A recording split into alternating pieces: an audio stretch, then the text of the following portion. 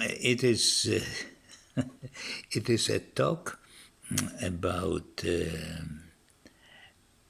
wisdom training number 26, and about the 6 paramita, which in Sanskrit is called Prajna.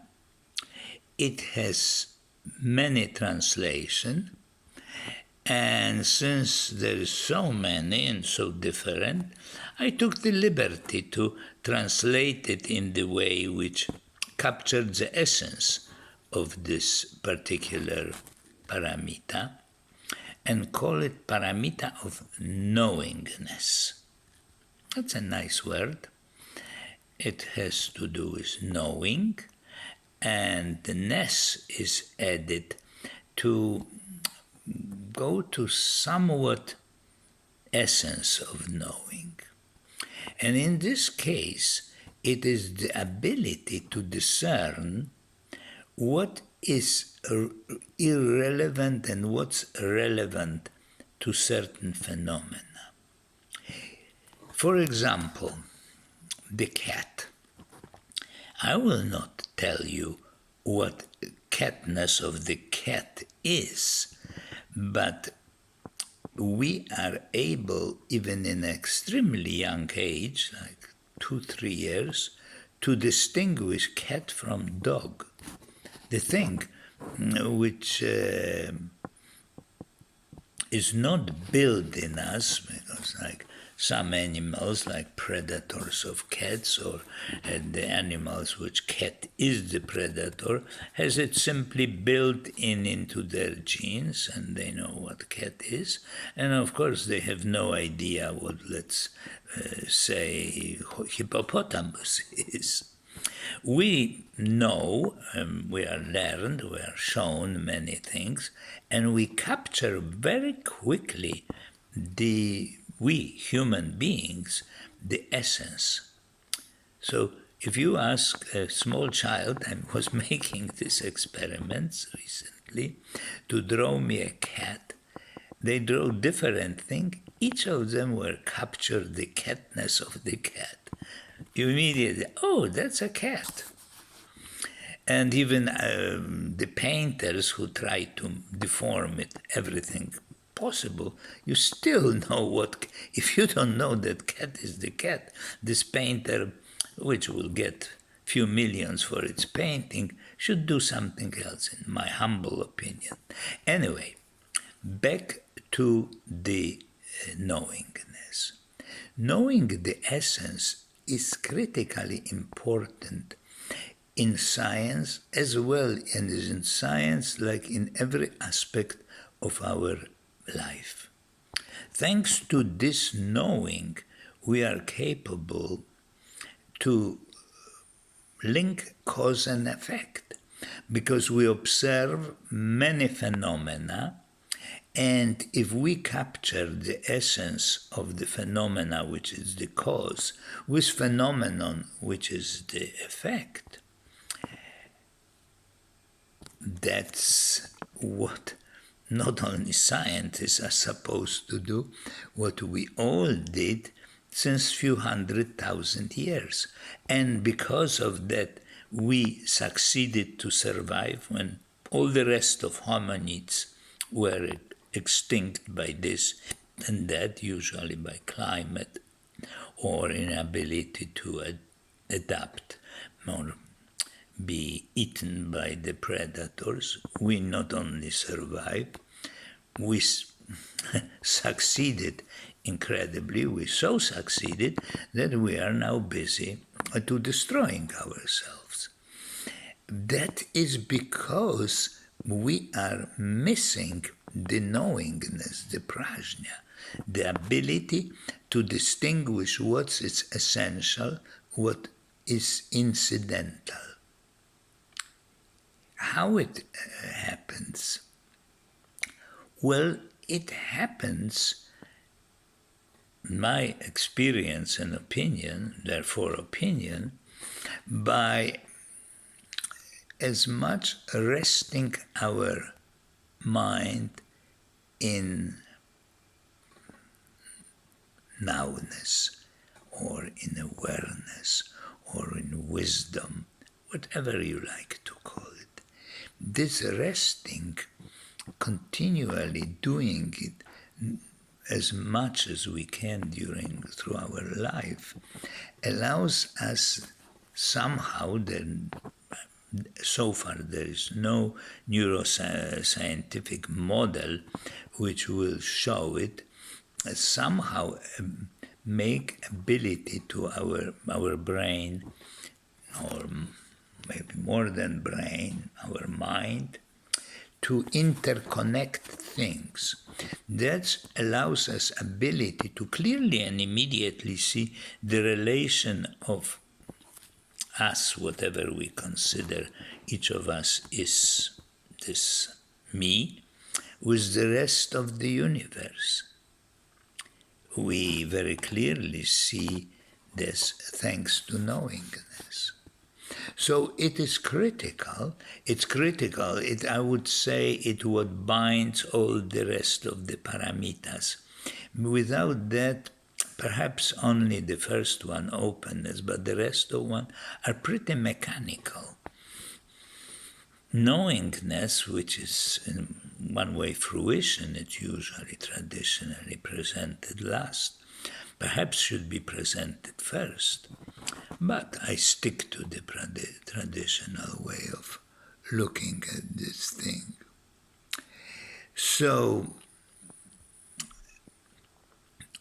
why, without that,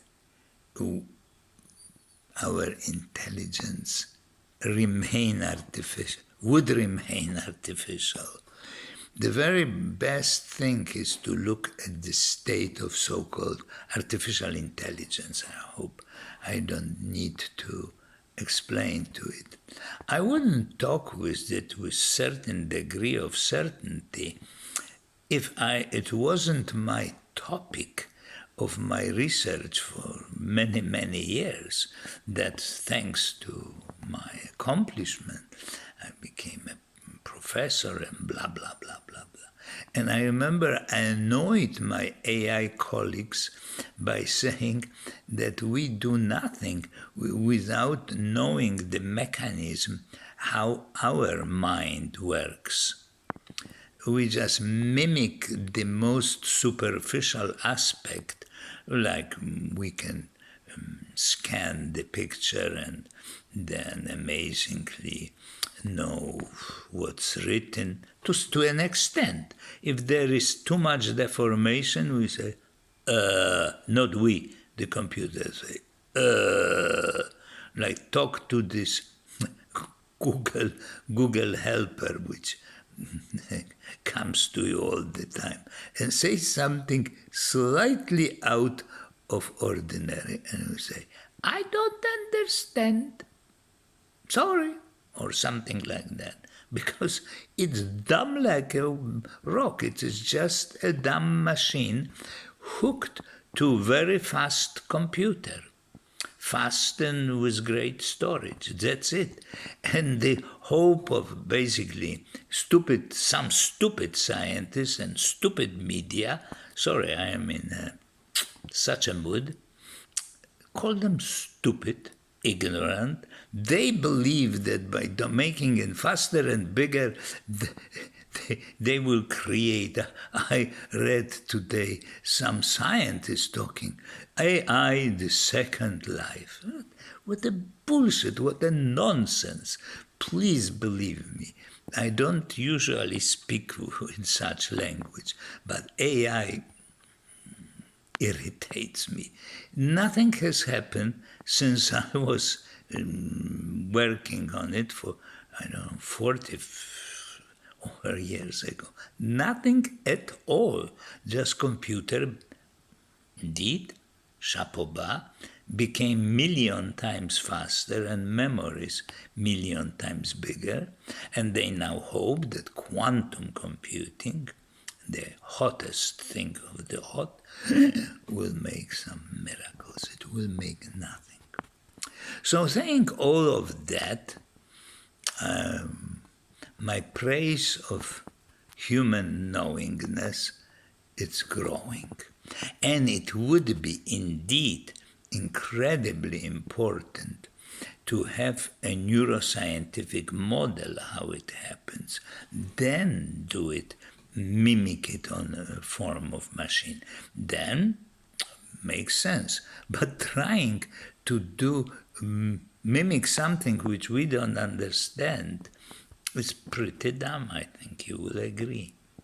So, okay, enough about artificial intelligence and my ire about it.